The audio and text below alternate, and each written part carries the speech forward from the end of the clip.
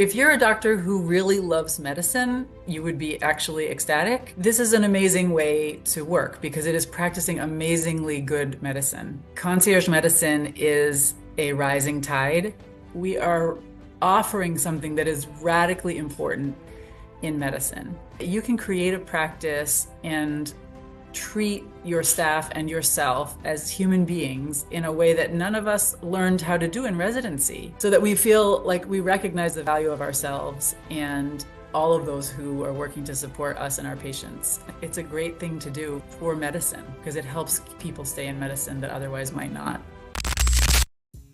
Hey there, welcome to the Savvy Dog Show. I'm so excited because today I have with me Dr. Natasha Beauvais, who will be showing us how you can, even as a practicing physician, turn your practice into a lifestyle business using concierge medicine. Listen, you're going to love this because she doesn't hold anything back, tells us about her story. And listen, I'll get out of the way and let you hear my interview with her. This happened during the Multiple Streams of Income Summit for the Women Physicians for Multiple Streams of Income Facebook group. So be sure to check out the links down below by the time you're done. But watch the video first, okay? Check out the links down below by the time you're done, and you'll be just welcomed into a world of possibilities and options. And trust me, you actually want to subscribe, okay? Anyway, I'll let you watch the video, all right? I'll see you on the other side. Thank you so much for joining us, Dr. Natasha. Can you tell the people a little bit about yourself, what you do, kind of like your backstory, how you got to where you are right now? Take it away. Sure. Well, first of all, just thank you to the other two speakers because I resonate with a lot of what both of you are saying. With Jamila, really understanding what is our value as human beings. And we do have a tendency to be always doing for others, physicians and women, and add mom to that. And it's like a trifecta of giving to the other and forgetting that we can prioritize what we need. And when we risk to do that, it's life-changing. Mm. Um, and we have had to go through all of our billing systems, and even we have a great biller actually, and she was fixing all the problems, so the front desk wasn't, and then we had to fix that, right? Because she can't fix all those problems. Um, so I'm Natasha Beauvais. I'm currently on spring break with my kids, but I normally live in Virginia, right outside of Washington, D.C., and we have a medical practice in Virginia and in D.C. I'm a family physician. I started out in family medicine in public health. I had a baby in residency and a baby right after residency, and worked in public health for 4 years, and then moved into a private office where I was a traditional family medicine doctor. At that time, I was working part-time. Um, it was a great office. I really liked the place, and I didn't really want to leave. But my office was half concierge at the time. I was the traditional doctor. I was managing our traditional office with three physician assistants, and the original owners of the practice were all switching to concierge medicine 20 years ago. Um, Let me see if I'm saying that right. I guess it was about 17 years ago, maybe 20 years ago. Yeah, they were all switching to concierge medicine. And so I came in kind of at the tail end of that to take over the traditional practice so we could have a hybrid practice, which I really, really appreciated. I really enjoyed it. To me, it was like clinically amazing compared to what I was able to do in public health, because we just had so much more access to resources just going from a public health environment to a private environment. And I was getting all these consults and I was learning so much, and it was amazing. But then when my boss asked, he planned to retire, he asked me to take over his concierge medicine practice. And at first I said no. And I think this is an example of how sometimes we don't know what we don't know. We don't know what we're missing. And fortunately, he persisted, and it took a couple years, but he eventually said to me, Natasha, you don't know what you're missing. And he was right. So I agreed to take over his practice. It turned out to be just incredible. I was just blown away by it. Clinically, it was amazing. Financially, it was rock solid. Plus, I still had the flexibility. I had three little kids at home, four little kids at that time, and I was still working teacher's hours. So I went from part-time to like teacher's hours, which is less than it's a little more than part-time for sure. But I still had the flexibility to leave. Some days I could leave at 1:30 if my kids were getting out of school early. Some days I left at 3:30 to pick up my kids, like my youngest kid from preschool when we stopped having a nanny. So I had a huge amount of flexibility. And that was really what was most important to me at that time. I was like all about excellent clinical medicine and also like dying to get out at 3:30 to go see my kids. Um, and then the surprising thing happened where I was working part-time, but I just got exposed to the business part of medicine more and more, little by little. I mean, this started 11 years ago, and I just loved that part of medicine. And so I just kept on working. I actually started working after teacher's hours. I would like stay till 5, stay till 6. This is really fun. Like I was having a really good time. My kids were getting older. My youngest is now 14. My three of my kids are adults. Um, and so I just kept on learning so much and it was just a ball. I just had a great time. So we I bought my original boss's half of his practice and I bought my other partner out 3 years ago. And now we've bought another practice of a retiring physician. That's how we opened our second office.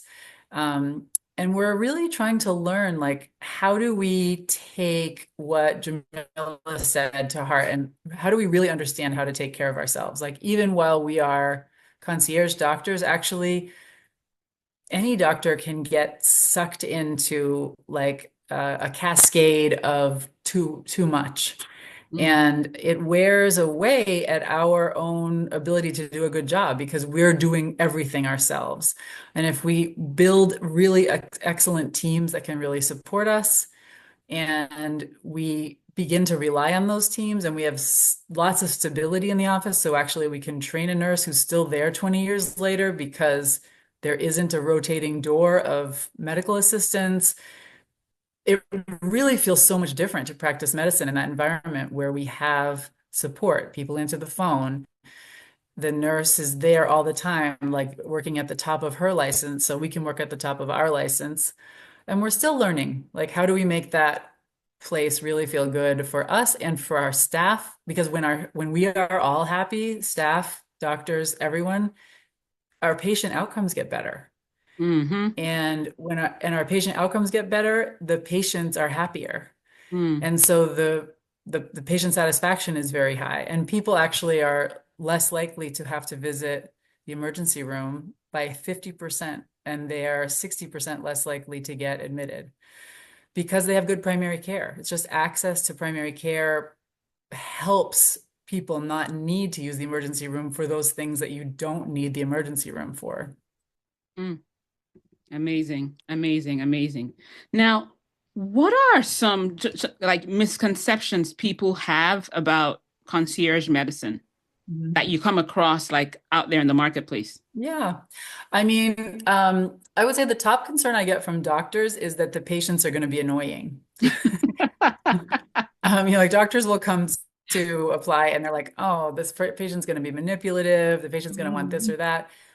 And that is something I'm so easily can reassure people that it's totally the opposite. Like, in fact, like Mm, we're able to really follow up with our patients. And if something does not feel right in that relationship, like we don't keep taking care of that patient anymore. We just say, this is not a good fit for you. This feels off for some reason, any reason. And we really don't have to do that very often. Patients they love their doctors. Like they love all of you. Like they want to have relationships with you. They want to know about your family. They want to take care of you. Like when something happens in my family that's really challenging, they're always asking about me. Um, and they really don't want to call you at night unless they need it. And they mm, do. They sometimes need it. And when they need it, it's 100% feels good to support them because that's what we're doing. But it's not overused. So that's number one. There's a long answer for number one. The doctors think the patients will be annoying. They're not. They're wonderful. Two, I think, our practice went into concierge medicine 20 years ago when it was really early in concierge medicine. And really, the beginning of concierge medicine was a bunch of older doctors Mm. who had already owned their practice for 30 years. They were going to convert their practices for the end of their life so that they still wanted to practice medicine as they aged. They were majority white men, and they had, as every doctor takes care of their patient panels, the doctors get older and the patients get older too. And so these doctors who are at the end of their careers who started concierge medicine were all on the older side of being a doctor, and their patients were naturally already on an older side of their lives as well. And so I think there was this like original old white guy um, stereotype and also old patient stereotype. And what we found is that when we bring in young women doctors, doctors from diverse backgrounds, guess what happens to the patients? You get young, diverse patients. And so, really, I would say the face of concierge medicine is totally different than it was 25 years ago. And the patients really, really are pushing for that change. Like the patients are younger. We have patients in their 20s and 30s. Um, and it's not, it's certainly people, we don't tend to get people who are really, really, really out of a job or between jobs or job to job. We get people with stable incomes, but they're not necessarily loaded. Like teachers, electricians, we have tons of educators in our practice. We have tons of government workers of all levels of government workers because we're in DC, and at least up until this week, some people are still working for the government. So um, it's not she. That's Mm. another thing that I think is a big misnomer. Mm. Amazing, amazing. Okay, so there is one question that's in the comments that I think is worth putting into this portion of it, and that is Mhm. how is concierge medicine different from DPC or direct primary care, direct surgical care? Mhm. So there's a little bit of overlap, but most classically, DPC started out as practices that did not take any insurance at all. And patients would pay a monthly membership fee to participate in that practice. And it often would include all of the services. So let's say I would pay, for example, $100 a month or $200 a month. That was it. That's all I was ever going to pay for all Mm. the services that I needed. Mostly DPCs don't take insurance. Mm. And they feel great about that. They love the flexibility of not taking insurance. In concierge medicine, you can either take insurance or not take insurance. Different practices have different styles.